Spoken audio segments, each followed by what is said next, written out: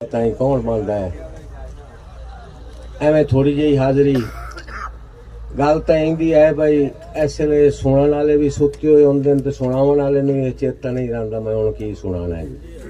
लेकिन तुहाडी मुहब्बत है पीर फकीर की हाजरी के हवाले के नाल एक छोटा जिहा कथा समात फरमाई सो जे वड्डा समझे सो तो कथा वड्डा सारा है।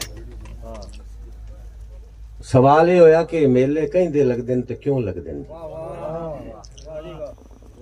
इस जमाने च एक शेर समात फरमाई सो कि मैं मरीवे तो मेले लगते हैं।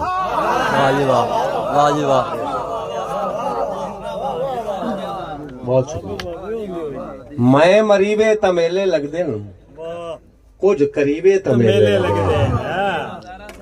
शुक्रिया। मैं मरीवे तो मेले लगते हैं।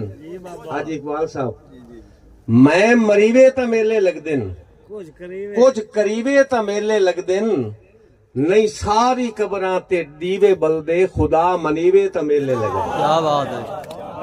बहुत शुक्रिया।